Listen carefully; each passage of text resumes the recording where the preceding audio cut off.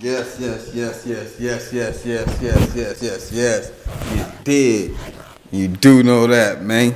For real, for real. Thank y'all for subscribing, man. Thumbs up, commenting, and everything. You understand me? You see, I changed the scenery up, man. You feel me, man? We outside in these LA streets, man. You dig.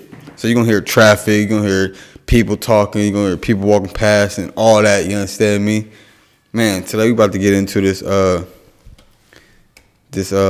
Kenya interview, man. Let's see. Kenya Ware, man. She was on the scene with Tupac Shakur, man, in Las Vegas that night. You dig when he got killed, man.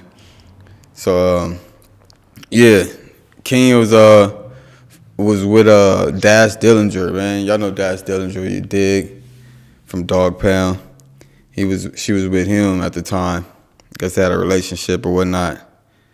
So she was at the fight.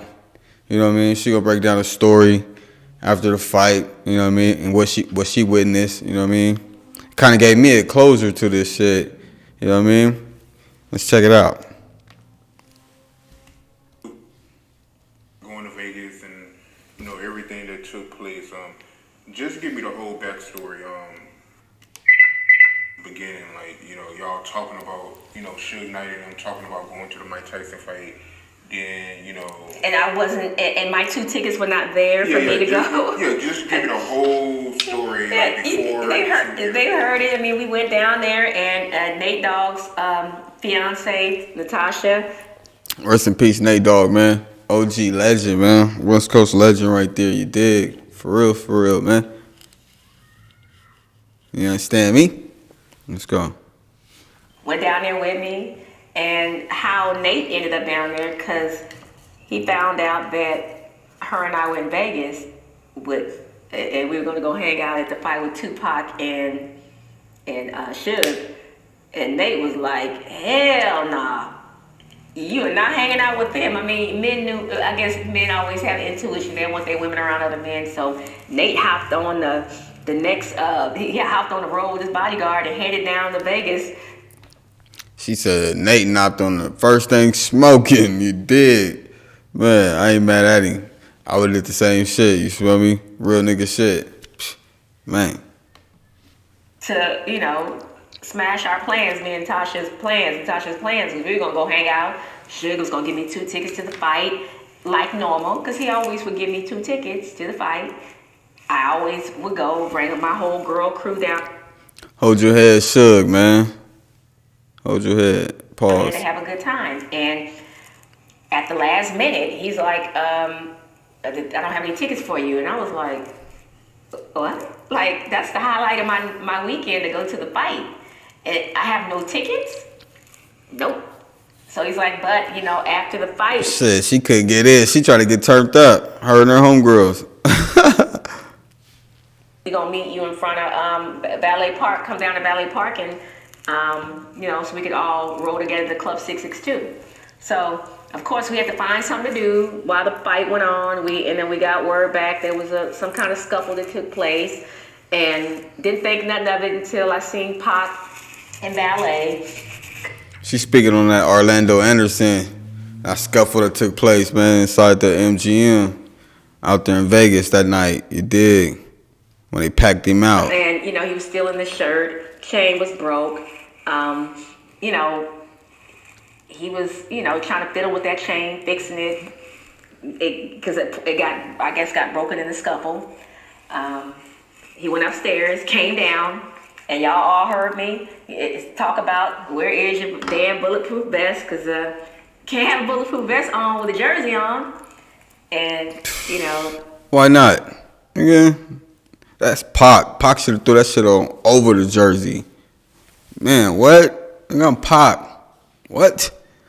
Nigga, I'm throwing this shit on over anything. Vest over anything. Nigga, hashtag that. This conversation is going on the side of my Suburban, on the roll bars. He's standing up and down. Of course, we're laughing because Kenya has another car. Kenya has a Benz at home, and now she has this Suburban is dropped with rims and sounds on it. He's like, what the fuck? How you get these cars, dude? What's going on? You know, I'm like, player too. I got it like that too. So him and I are just talking, talking about the bulletproof vest. He's like, I'm good. We don't have to wear them tonight. We're safe. We're going to 662. And I'm like, no, that's not the rule. Man. And he said, we are safe. We're going to our own house. We're not going to the fight. We're going to our own house, Club 662. That's our house. I understand he felt comfortable thinking that way, but he not thinking about the in-between time. In the meantime, in between time, you dig. Like, anything happen in a split second. You feel me? And it's what? How long is that drive? Maybe 10-minute drive? So imagine that. Anything happen in a second. Imagine how much can happen in 10 minutes. Stay woke, man. Nobody can get in. And, you know, it was a safe zone for death row people. Should own that. And, you know, I wish that he would have had that on that night. That would have been beautiful because it would have saved him at that point. But, you know, in his mind, people were saying he didn't have to wear it because we're going to our own home. But look what happened between getting to our home. Right. You know? Right. He gets shot. So, yeah, there's a few things I want to get into in regards to the whole Vegas incident. So I want to backtrack a little. Orlando Anderson. Did you know about the fight between Tupac and Orlando? Orlando Anderson. Y'all know Orlando Anderson, man. He's the one who allegedly, or he was the one who got jumped at the fight that night with Tupac and the whole death row family. You understand me?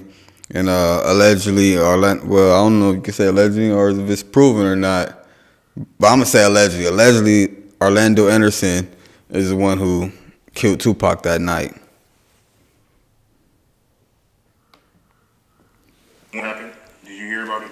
After, you know, valet parking, that's kind of when you heard the murmur. First the chain is broken, and then you knew something went on.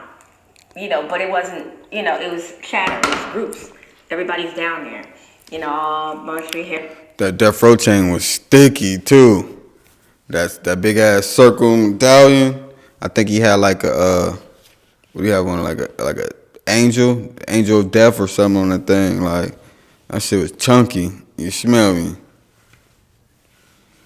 Everybody, the whole death row, everybody that was there amongst that fight, they were all in ballet. So you hear a little chatter, but, you know, we're still thinking of getting to Club 662. You know, that's another day in death row. I mean, a fight?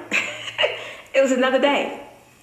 I mean, you don't really think anything of it other than, you know, my eye. Man, I know 662 was going to be lit that night. Imagine if nothing happened, horrible happened like that. Imagine how lit 662 would have been. You dig? Oh, man. Oh, man. After the fight? Because he wanted to get that chain fixed. He finally fixed it. So it wasn't a big deal at that point.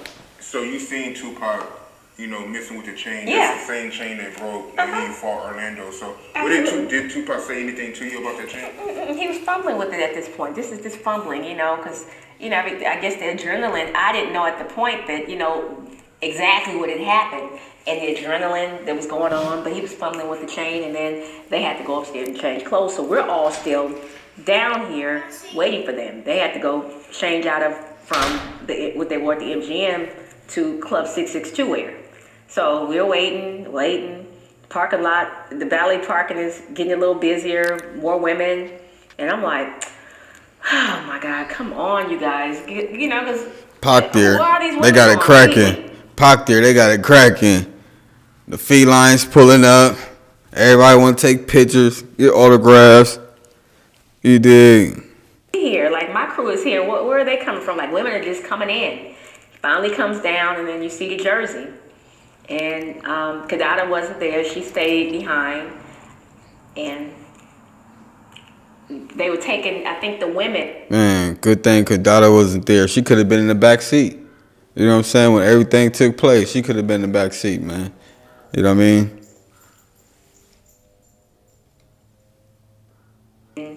were a distraction because we were all supposed to caravan all together, but the more women were flocking to that ballet area. So that's when Nate was telling us, he's like, come on, let's go, let's go. They'll get there. They grown men, let them do their thing.